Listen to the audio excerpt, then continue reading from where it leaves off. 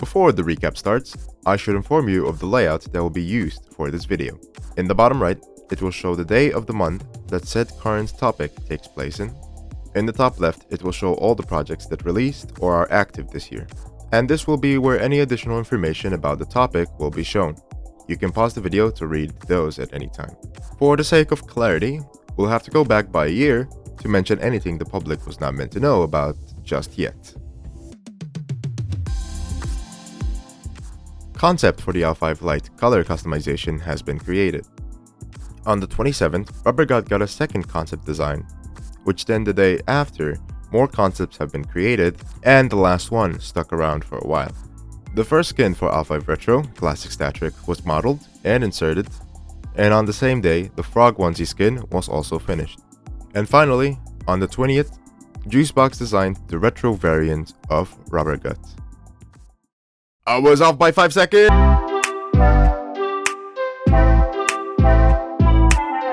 Starting off the big year on the 10th with Statric's character sheets with both day and night models. 8 days later, on the 18th, a lot more map work has been done to expand onto the plaza. And then on the 21st, a concept for RG Plaza was created to better help the creation of that part of the map. On the 25th, Caf Cafe got slightly altered brick textures. And then, to finish off January, on the 30th, early models for the Alphive backpack and the Statric backpal were created, whilst also posting a sneak peek showing off all of Hoverbug's current abilities that they could expect upon release, followed by Obsidian Ushanka on the 31st.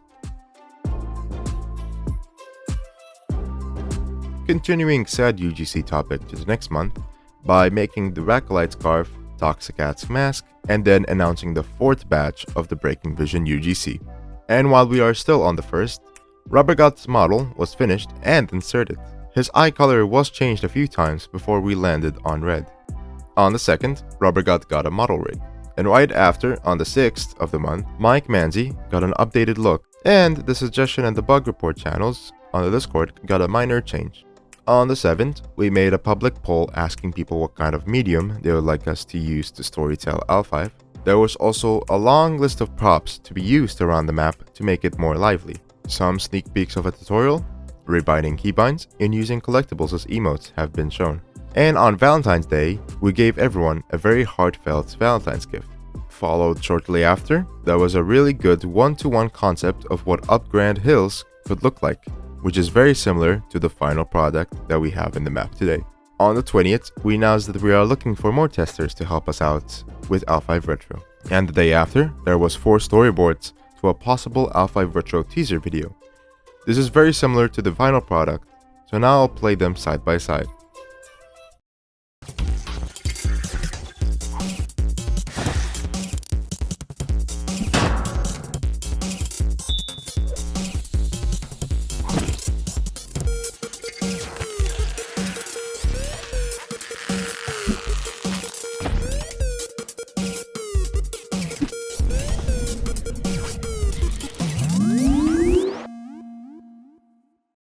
On the 29th, both the Ninja Chef Massacre and the Mecha Warheads ads were created to make the world more lively.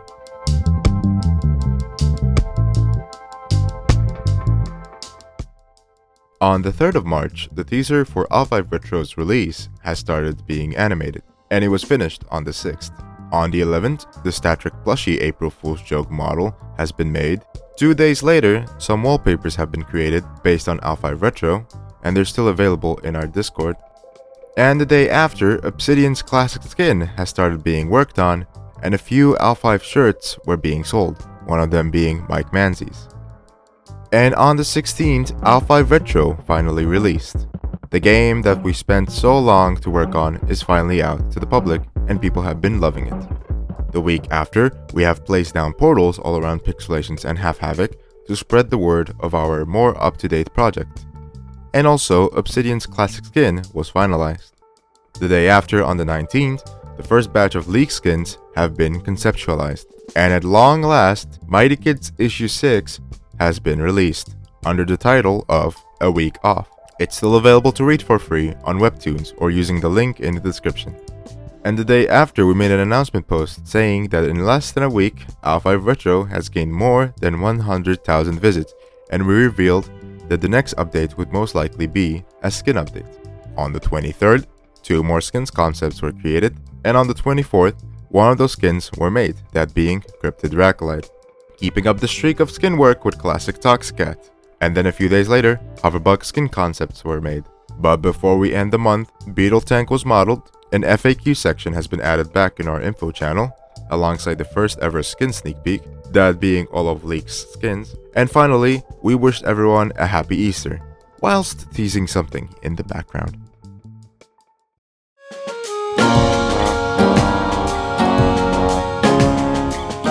Can't start April without a good joke. We revealed that we were working with this fake brand under the name of Not a Real Company to produce a Statric plushie. This then led to a video that briefly rickrolled you and then gave you a small puzzle piece at the end.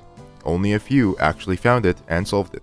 But on a more serious note, the day after the joke, Rubbergut's stock pose was finished. This would be used for mainline Alphive and also briefly in the Rubbergut teaser.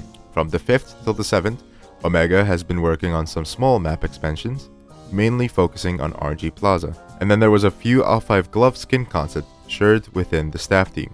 And then the day after, another BV short comic was posted publicly by the name of Forbidden Corner. On the 14th and the 15th, 2 new UGC items have been dropped, one being Mega Hive's helmet and the other being Deep Shox's, both originating from the newly released Mighty Kids issue.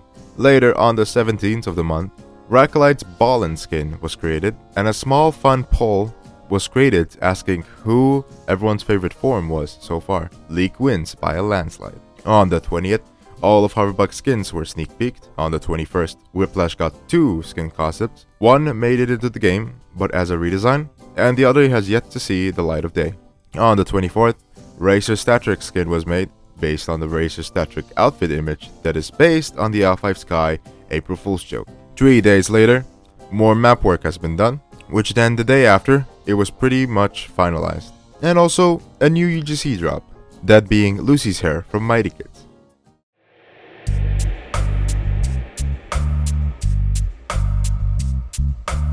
Starting off May with a bunch of work towards the update. Statric skins were sneak peeked, Racolite's Ninja skin and Reboot skin were modeled, and also some very early ideas for the Summoning Moon's Halos 3 were being shared around with the devs. Followed quickly right after, with one of them being reconceptualized completely into something that's closer to Colin Eve. On the 7th, all of Racolite's skins were shown off in sneak peeks, and from the 8th till the 9th, Toxicat's Plague Doctor skin, Noir skin, and Mummy skin were being worked on. In the background, some asset changes were being made, that being that of Mike Manzies, to rework his entire proportions into a slightly different human art style for Alphive. So this is the before and after. Here's them side by side. Oh yeah, and all of Toxicat's skins were shown off in sneak peek. And then on the 15th and 16th, Mike's character art and some ideas such as an Alphive suit were made. The 18th has Obsidian's construction skin, and then the 20th, an announcement was posted that lets people know that Alphive Retro will now be supporting active official Portuguese translations, and still does to this day. Of course, there are some complications with Roblox's translation system right now, but we will be actively trying our best to keep the translations up to date. Oh yeah, and the 21st, there was a bundle of quarters, and the basic idea of the shop menu, and work on the pilot Alphive comic has started, which you can still buy in-game to this day. Check it out. The 27th has showed all the Alphive glove skins, and then ending it off with the original Whiplash crane skin being modeled but unused.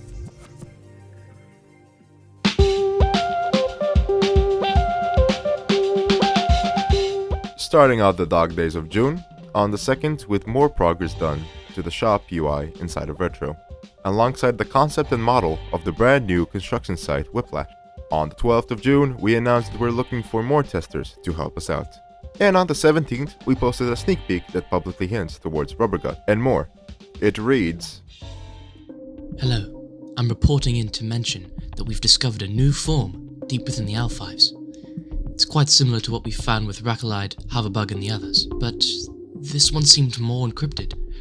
We had to send multiple decrypting packages, which most of them ended up bouncing back anyway. My scientific, educated guess is that just like the others, this battle form will show itself when the time is right. Until then, we've managed to find a bunch of jumbled up mess, which I reckon is loose code that will slowly form into a battle-ready form eventually. But in that pile of useless ones and zeros, we have found 2 more encrypted files. We highly believe that these 2 new files are also forms that are yet to be discovered. In fact, the team is trying to open the files as we speak. That is all I have to report. Until next time. Moving on the 20th, we put out a poll asking if you would like forms to be added in batches or individually. People picked individual updates, and that's how we are doing them right now. Moving on from that, on the 21st of June, Obsidian skins were shown off in sneak peeks, followed by whiplashes on the 26th, accompanied by a release date for the skin update, which, speaking of, on that said date, the update did drop, and the reception for it was great. It's safe to say people liked the skin update.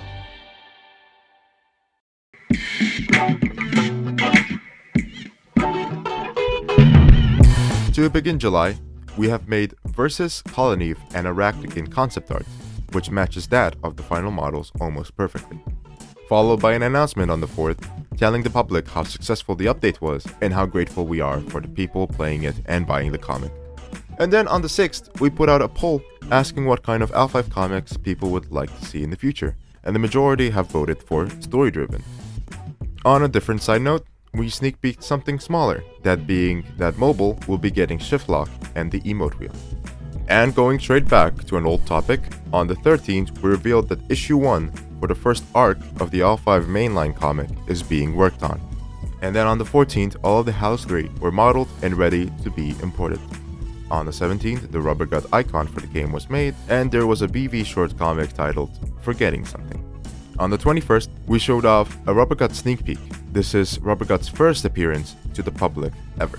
And then the day after, the Rubber Hose skin was conceptualized, and on the same day we finally revealed the 3rd Alphive project of ours. It goes by the name of Alphive Light. It will be a roleplay focused Alphive game. More information can be read about in our Discord or discovered at a later date. And then on the 27th, we revealed that the Rubber Gut update would drop today! And so it did. This marks the first ever form to get added in as an update. People had a really great time with the update.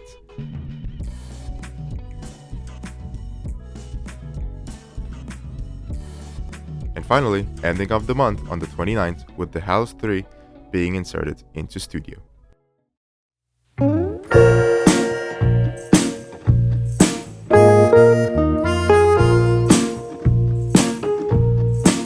On August 1st, 2 Rubber Gut skins were finished, and then the 3rd one was conceptualized the day after. On the 7th, all of the Hallows 3 were rigged and test animated, and then a few days later, a storyboard for the Summoning Moon update teaser was created, and here's what it looks like side by side with the finished product.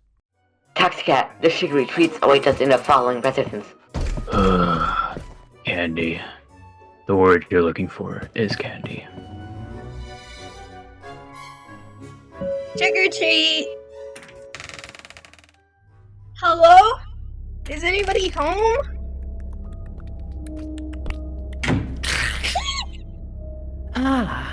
You brought us candy! Good. Yeah. You shouldn't be here. On the 21st, we finally decided to cancel Have Havoc after its long hiatus. It was not an easy decision by any means, since we did have plans, ideas, and some assets made, while also wanting to prove that we can do better than last time. But after realizing the freedom that came with working on Alphive and Alphive Retro in specific, we wanted to turn a whole new leaf and have a bright future filled with possibility. And then on the 31st, we started coming up with new concepts for a new BreakingVision logo. This later then expands to September. The new icon concepts have been expanded, and it kept going until the 3rd of the month, which then we made a public announcement about it. On the 4th, Magic Cat and the Ghost Runner skins were finished. On the 6th, we created a new thing called Bonus Sneaks. It's additional sneaks and leaks for dedicated fans that are helping out the server by boosting, with a follow-up bonus chat channel that server boosters can access as well. On the 10th, The ectoplasm skin for Leek and the poltercloth skin for Rubbergut were finished, followed shortly with the obsidian skin named Draxidian. On the 15th of September, it was yet another Mighty Day. 3 years ago from this day, Mighty Kids released their first issue. So in celebration, the first issue, The Glitch Within, was completely remastered with an updated art style, better lighting, shadows, environments, deleted scenes and ideas that have been brought back, improved backgrounds, and updated dialogue. The issue is still free to read till this day on Webtoons. On the 17th, the Summoning Moon statue was made, and then on the 20th, work on the event's teaser video has started. Here's some behind the scene looks of it. Luckily, it did not take that long, as on the 23rd, the actual teaser was posted to the public featuring the voice talent Omega Ordinary, whose Gino, Lucia died, and Come On Zeon, and everyone seemed pretty excited to meet these new characters.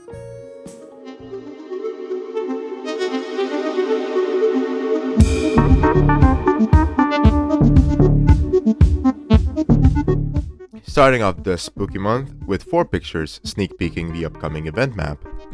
And while some work has been done behind the scenes for the update, a teaser image was posted showing that the event will be releasing tomorrow. Oh yeah, and on the same day, both the temporary game icon and badges were made.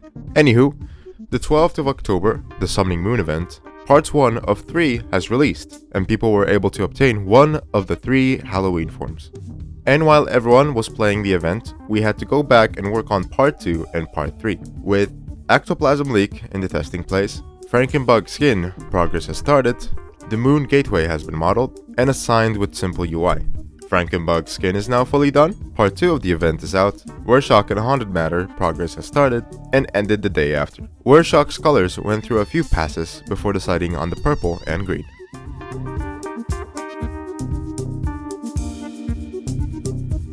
The start of November presents yet another BV short comic titled A Mighty Alphive Halloween. The second had both Magic Cat and Wershock implemented into the testing place. And on the 6th, Coloneve had some UGC items created for him, still unreleased at the time. And then on the 10th, Part 3 of the event, the final part, has dropped, and with it came a big announcement telling the public that we're grateful that everyone played the event and will be finding new ways to make getting souls easier for the future Halloween events. And that retro won't be worked on for a while, so that we can have a big revamp/rework, this way retro scripts and engines stay up to date. We'll also be trying to get a test/alpha version of Alphive Lite out soon, so people can experience it and give their thoughts upon the project. And finally, the previously mentioned Coloneve UGC is now public and anyone is able to purchase it. Other than that, November didn't consist of much apart from one poll asking the community what other UGC items they would like to see, and a Black Friday sale that lasted a week.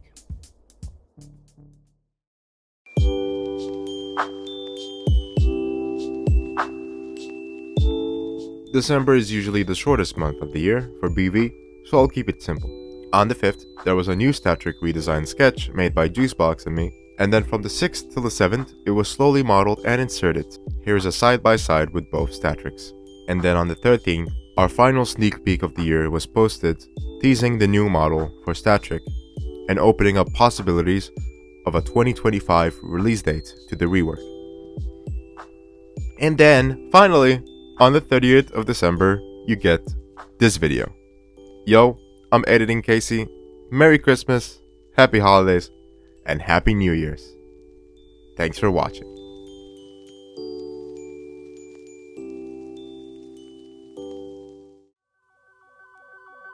What we do here is go back.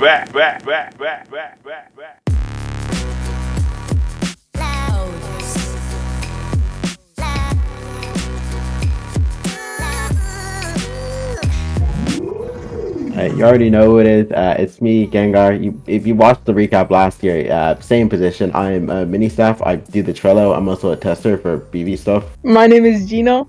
I am a mod, or raider, of the Discord. I'm Come On Zeon, also known as Zeon, and I'm a moderator for BV. I have many names, Juicebox, Banzai. I make art stuff and model, but nobody ever notices that. Hi, I'm Lucy Died, or Lucia Died, doesn't really matter which. I'm known for the Trello, and I'm not known for it, but I also did the map for Smoke Bomb.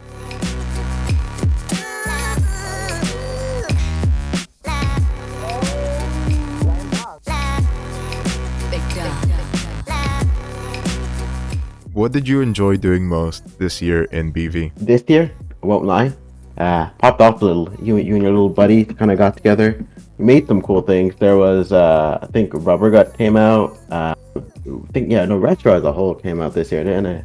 Yeah. Hollows 3. I think interacting with the community was probably my favorite part, especially after the release of Alphive Retro.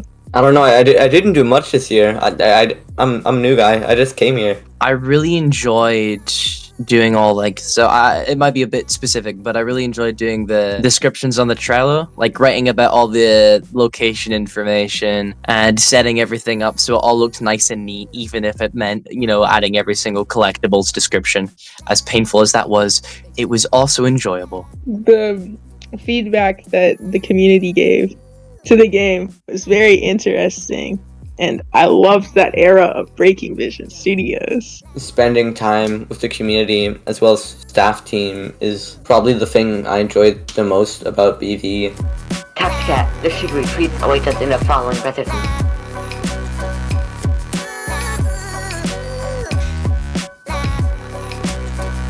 Trick or treat! What are you looking forward to in 2025? I suppose what I'm looking forward to is the revamp. It's always that one thing that everyone's talking about. It's always brought up whenever we're talking about, well, what would you change about Alphive? It's like, oh, everything. Of the new soundtrack, that's cool. Look forward to more stuff like that. I'm looking forward to seeing the development of the new games that BV has been thinking about. And I'm also looking forward to just the development of Alphive Retro in general, because I love the game and I would want to see more content come out of it, like new forms and new skins. More people that are active within the community, and of course more updates would be also nice to just play with the community. Maybe, if possible, the release of a certain spin-off. Yeah, that, and also maybe the rework. I want to see how it goes out. And we finally got our first little glimpse into the new Alphive with the Statric sneak peek, and I'm really excited to see what changes.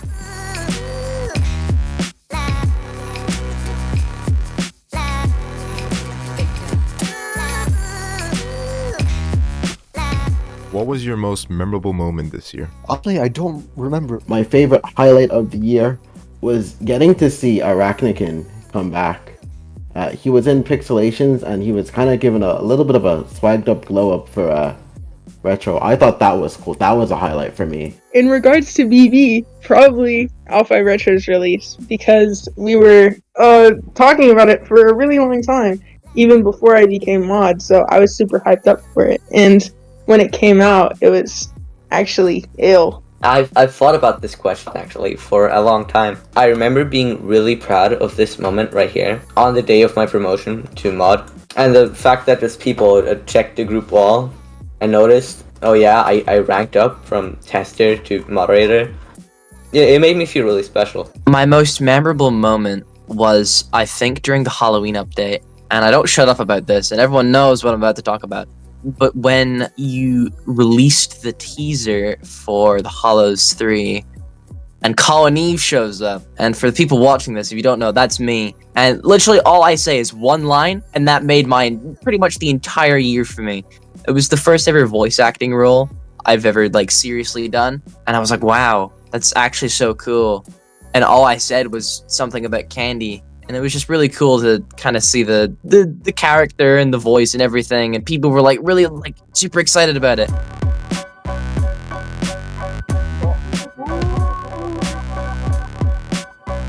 What would you rate this year on a scale of 1 to 10, and why? I think an 8.5. It had numerous updates, the Rubber Gut update, the skin update, but also the Halloween update. Halloween update could have been better. That needed to be a bit stronger in terms of, the planning, its delivery, and feedback.